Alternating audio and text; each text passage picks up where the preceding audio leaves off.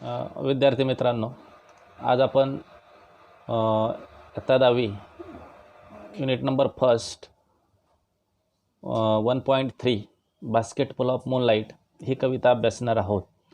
तर या कवितेमध्ये माझ्याकडं माझं पुस्तक आहे.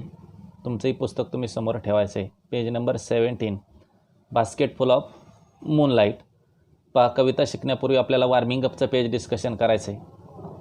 पहा, तर चिटचॅटमध्ये काही क्वेश्चन दिलेले आहेत, त्याच्यावर आपण सुरुवातीला डिस्कशन करू. बास्केटबॉल ऑफ मूनलाईट, टोपलीभर चंद्रप्रकाश. बास्केटबॉल म्हणजे टोपलीभर आणि मूनलाईट म्हणजे चंद्रप्रकाश. चिटचॅटचा क्वेश्चन पहा. First, did you like to hear bed time stories when you are a child. पहा, पहिलाच क्वेश्चन दिला आहे, did you like to hear bed time stories when you are child. तुम्ही जेव्हा लहान होता तेव्हा तुम्हाला बेड टाईम स्टोरीज ऐकायला किंवा झोपायच्या वेळेस आई आजी वगैरे ज्या गोष्टी सांगायचे त्या गोष्टी तुम्हाला ऐकायला आवडायचं का? तर साहजिकच डीडचा क्वेश्चन आहे म्हटल्यानंतर त्याचं यस किंवा नोमध्ये आन्सर येणार आहे, की वर्बल क्वेश्चन म्हटलं जातं त्याला. तर याचं उत्तर यस येणार आहे किंवा त्याचं आन्सरिंग यस म्हणून लिहू. त्याच्यानंतर सेकंड क्वेश्चन दिला आहे, who usually told you the bed time stories. की सामान्यतः तुम्हाला या बेड टाईम स्टोरीज कोण सांगायचं? Who usually told you the bed time stories, की ह्या बेड टाईम स्टोरीज तुम्हाला कोण सांगायचं? तर लहान असताना आपल्याला माहिती आहे, आपल्या घरामध्ये आई आजी आजोबा यांच्याकडे ह्या गोष्टींचा भरपूर मोठा साठा असतो. म्हणजेच याचं आन्सर आपण वेगवेगळं लिहू शकतो. कुणी लिहिन ग्रँडमदर, कुणी लिहिन ग्रँडफादर, मदर लिहिलं तरी काही हरकत नाही. क्वेश्चन नंबर थर्ड बघा, why did you like them. की अशा स्टोरीज तुम्हाला का आवडायच्या? Why did you like them. तर ह्या स्टोरीज तुम्हाला ऐकायला का आवडायच्या? तर त्या स्टोरीज कशा होत्या? तर मग त्याचं ॲन्सरिंग आपल्याला लिहायचं की त्या स्टोरीज कशा होत्या? तर इंटरेस्टिंग होत्या, फनी होत्या, किंवा त्या स्टोरीज आपण खूप अशा मौज मजा वाटायची, तर गंमत वाटायची. म्हणजे the stories very interesting or funny. मग असं लिहिलं तरी काय हरकत नाही. आणि लास्ट क्वेश्चन दिला आहे, do you still like to hear those stories again. की तुम्हाला ह्या स्टोरीज अशा पुन्हा ऐकायला आवडतील का? आता आपण मोठे झालो म्हटल्यानंतर आपल्याला त्या ऐकायला आवडताल का? तर साहजिकच ह्या स्टोरीज सगळ्यांना आवडणारे असतात, लहानांना मोठ्यांना सगळ्यांना आवडणारे असतात. म्हणजे त्याचा आन्सर यस म्हणून येणार आहे. पहा, असे चिटचॅटचे 4 क्वेश्चन दिलेले होते. त्याच्यानंतर आणखी काही क्वेश्चन खाली डिस्कशन करायला दिलेले आहेत. पहा, पहिला क्वेश्चन दिला आहे, discuss in groups about the procedure of planting a tree. की discuss in groups about the procedure of planting tree. की तुम्हाला काय करायचे, आपापसामध्ये चर्चा करून वृक्षारोपण किंवा झाड कसं लावलं जातं याची प्रोसिजर सांगायची, किंवा झाडं कशी लावली जातात तर त्याची प्रोसिजर खूप असं डिटेलमध्ये द्यायचं नाही, 4 पॉईंटमध्ये सांगायचे. पहा, write the steps in bullet point and present them before the class. तर बुलेट पॉईंटमध्ये सगळं लिहायचं, म्हणजे मेन मुद्द्यांमध्ये लिहायचं, आणि 4 पॉईंटमध्ये त्या ठिकाणी ते ट्री प्लांटेशन कसं केलं जातं किंवा ते ट्री प्लांटेशन कसं करायचं ते तुम्हाला त्या ठिकाणी सांगायचं आहे. पहा, पहिला दिला आहे, आता हे 4 पॉईंट दिलेले आहेत. पहिला पॉईंट त्या ठिकाणी लिहायचं आहे की आपल्या माहितीनुसार मी जे 4 पॉईंट तयार केलेले आहेत त्याच्यानुसार पहिला पॉईंट तयार केलेला आहे, dig a shallow hole according to the size of plant. पहा, dig a shallow hole. Shallow hole म्हणजे मोठा असा अरुंद असा खड्डा खोदा, की त्या वृक्षाच्या किंवा त्या झाडाच्या मापाच्यानुसार, की ते रोप कसं आहे, किती मोठं आहे त्याच्यानुसार तुम्हाला काय करायचं आहे, ते एक खड्डा खोदायचा आहे. त्याच्यानंतर place a plant properly in a whole. त्याच्यानंतर दुसरा पॉईंट लिहायचा, जे झाड लावायला आणलेलं आहे ते त्या खड्ड्यामध्ये काय करा, प्रॉपरली प्लेस करा किंवा प्रॉपरली ठेवा. तर मग properly place the plant in the hole. तर असा second point. Third point, fill the hole gently by soil.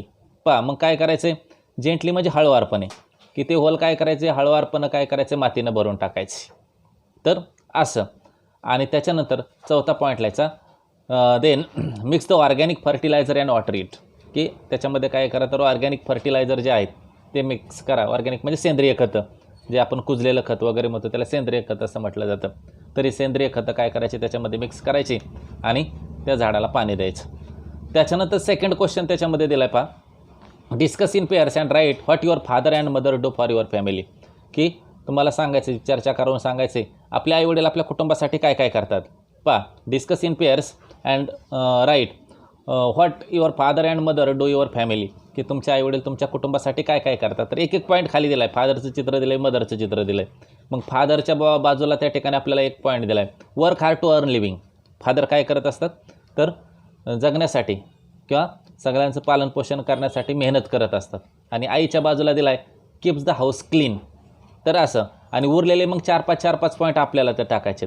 मग आता फादरच्या बाजूला फादर आपल्यासाठी काय करतात किंवा कुटुंबासाठी काय काय करतात, तर मग त्या ठिकाणी आपल्याला लिहायचं आहे.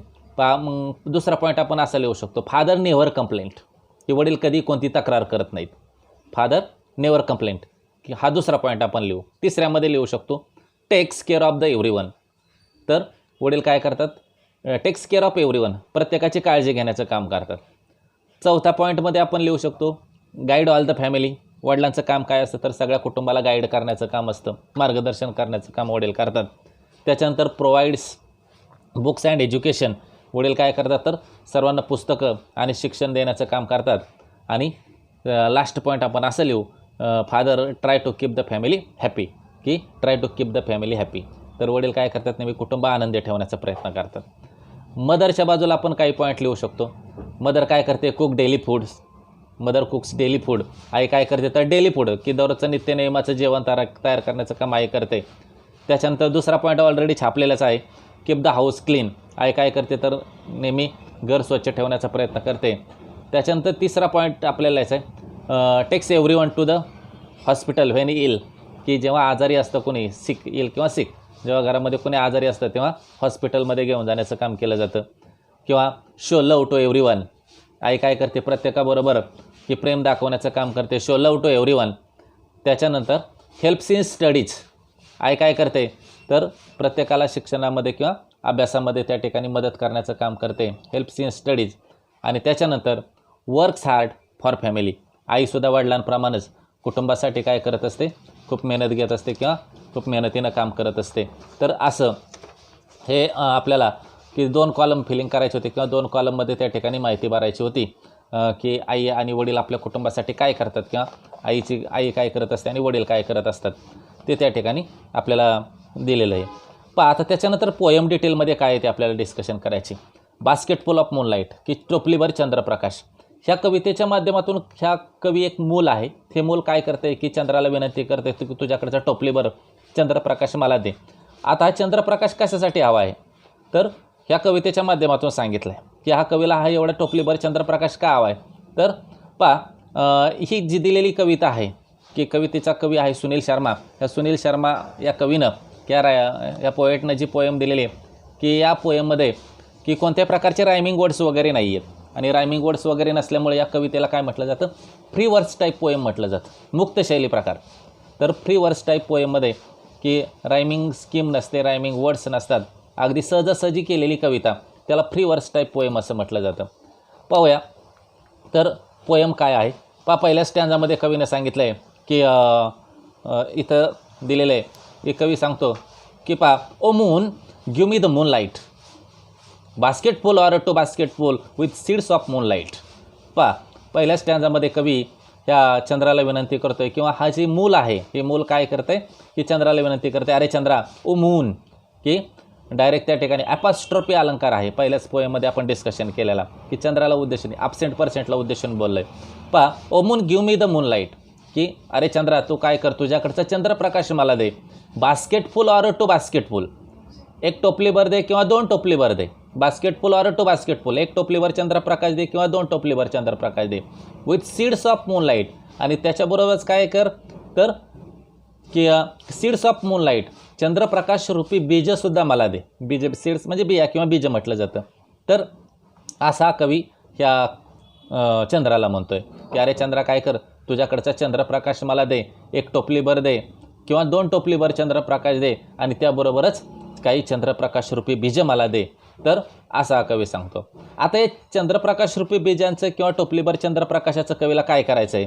काय सांगितलं आहे, from the city to my village on the sides of the path.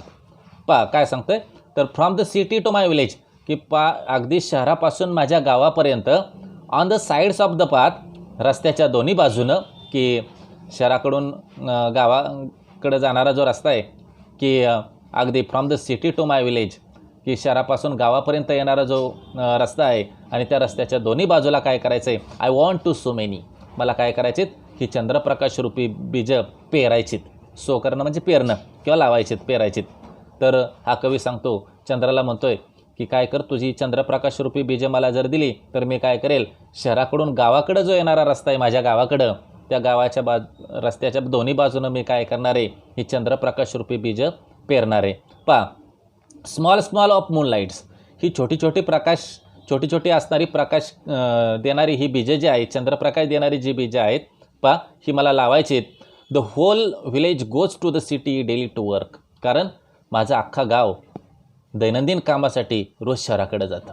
पहा, the whole village goes to the city daily to work, ही दैनंदिन अगदी नित्यनेमानं रोज माझ्या गावातली बरीचशी लोक काय करतात, शहराकडं कामानिमित्तानं जातात आणि त्याच्यामुळं मला हा माझा गावाकडे येणारा जो रस्ता आहे हा प्रकाशमान करायचा आहे किंवा त्या ठिकाणी ही बीजे मला पेरायचीत किंवा लावायचीत.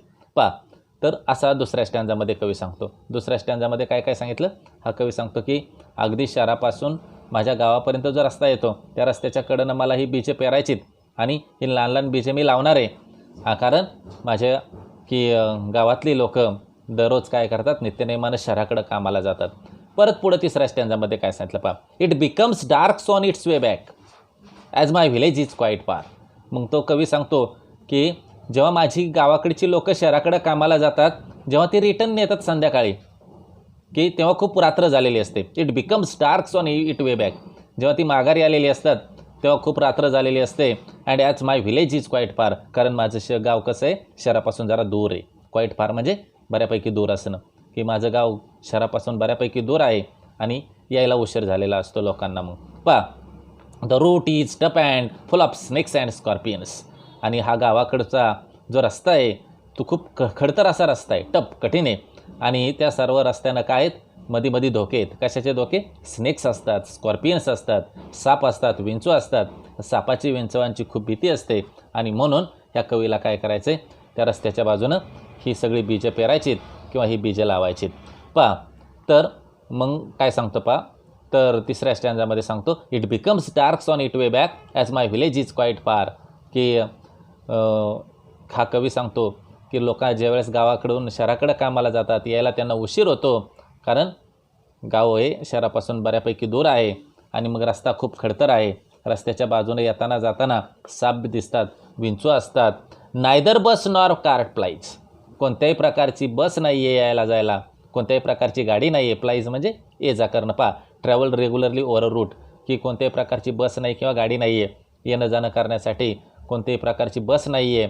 Wien my father's return home I must sleep, आणि त्यामुळं माझे वडीलही जेव्हा रात्री आलेले असतात तेव्हा काय झालेलं असतं, उशीर झालेला असतो आणि त्यावेळेस मी झोपलेलो असतो. पहा, Wien my father return home I must sleep, जेव्हा माझे वडील रात्री आलेले असतात तेव्हा मी सुद्धा झोपलेलो असतो. And he goes back early in the morning while I am sleeping, आणि एवढंच नाही तर सकाळी जेव्हा मी उठतो तर मी उठायच्या अगोदरच वडील कामाला निघून गेलेले असतात. पहा, and he goes back early in the morning, सकाळी वडील लवकर निघून जातात, व्हाईल आय एम स्लीपिंग, तेव्हा मी झोपलेलोच असतो, असा कवी सांगतो. म्हणजे ह्या कवीच्या आणि त्याच्या वडिलांची कधीतरी क्वचित गाठ पडते. कारण का, तर जेव्हा रात्री आलेले असतात तेव्हा हा कवी झोपलेलाच असतो, सकाळी वडील कामाला निघून जातात तेव्हाही झोपलेलाच असतो, कारण सकाळी लवकर जातात आणि रात्री उशिरा येतात. आणि म्हणून हा कवी म्हणतो, पहा, ओ मून, अरे चंद्रा, पहा, give me a basketful of moonlight on a loan, म्हणून काय कर, मला एक टोपलीभर चंद्रप्रकाश लोन म्हणून दे, की कर्जरूपी दे, की कर्ज स्वरूपात दे. पहा, काय करायचं आहे, I want to light the dark route, तर मला काय करायचं आहे, तो अंधारमय असा रस्ता आहे, तो अंधारमय रस्ता प्रकाशित करायचा आहे. So that my father return early, की जेणेकरून माझे वडील रात्री लवकर येतील. पहा, so that my father return early, माझे वडील रात्री कामावरून लवकर येतील त्या रस्त्यानं. I too want to hear fairy tales and stories from him, मलासुद्धा काय करायचेत, माझ्या वडिलांकडून काही पऱ्यांच्या गोष्टी ऐकायचेत. फेरी टेल्स म्हणजे पऱ्यांच्या गोष्टी, की पऱ्यांच्या गोष्टी ऐकायचेत. त्याचबरोबर इतर स्टोरी जे वडील सांगणार आहेत त्यासुद्धा मला ऐकायचेत. वडिलांबरोबर बराचसा वेळ घालवायचा आहे, असं या कवीचं मत आहे. की कारण वडिलांची त्याची गाठभेट होत नाही आणि म्हणून हा कवी म्हणतो, चंद्राला म्हणतोय, तो तुझी प्रकाशरूपी बीजे जर दिली नसतील तर लोन म्हणून दे, आणि मी काय करेल, हा रस्ता प्रकाशित करेल, जेणेकरून माझे वडील लवकर घरी येतील आणि मलासुद्धा मग त्यांच्याकडून पऱ्यांच्या गोष्टी ऐकायला मिळतील, इतर गोष्टी ऐकायला मिळतील. आणि मग शेवटच्या स्टँजामध्ये कवी सांगतो, पहा, O moon give me a basketful of moonlight, की अरे चंद्रा, काय कर, तुझ्याकडचा मला एक टोपलीभर चंद्रप्रकाश दे. I want to sow seeds of moon, की मला काय करायचेत, ही सगळी चंद्रप्रकाश रूपी बीज पेरायचीत on the sides of the path, की रस्त्याच्या दोन्ही बाजूनं, की रस्त्याच्या दोन्ही बाजूनं काय करायचेत, ही चंद्रप्रकाश रूपी बीज पेरायचीत, की जेणेकरून मला माझ्या वडिलांना भेटता येईल किंवा त्या ठिकाणी माझ्या गावातली लोकं सुरक्षित पोचतील, लवकर येतील आणि त्या ठिकाणी सकाळीसुद्धा रात्री त्यांना यायला कोणतीही प्रकारची भीती वाटणार नाही, अडचण होणार नाही. याच्यासाठी काय कर, की सगळ्यांच्या सुरक्षिततेसाठी चंद्राला या कवीनं काय केलेली, विनंती केलेली आहे, की ही चंद्रप्रकाश रूपी बीजे मला जर दिली किंवा बास्केटफुल ऑफ मूनलाईट ही एक टोपलीभर चंद्रप्रकाश जर दिला तर मी साहजिकच त्या ठिकाणी ह्या सगळ्या गोष्टी शक्य करू शकेल आणि माझ्या गावाच्या लोकांना चांगल्या गोष्टी मिळतील. तर अशी ही कविता आहे. या कवितेमध्ये कवीनं की चंद्राला विनंती केलेली आहे की तुझ्याकडचा एक बास्केटफुल एक टोपलीभर चंद्रप्रकाश मला दे. तर आणि त्याच्यामुळं की ही कविता की अशी कवीनं की चंद्राला उद्देशून बोललेली आहे. ही पोयम तुम्हाला सर्वांना समजलीच असेल की आपण आता जे ट्रान्सलेशन केलं किंवा त्या ठिकाणी कविता आपण डिस्कशन केली त्याच्यावर सुनील शर्मा यांनी अगदी सोप्या भाषेमध्ये एक कविता दिलेली आहे. समजायलाही सोपी आपली सामान्य लँग्वेज याच्यामध्ये वापरलेली आहे. तर अशा प्रकारची ही पोयम आहे. याचं वर्कशॉप आपण नेक्स्ट पार्टमध्ये डिस्कशन करणारच आहोत.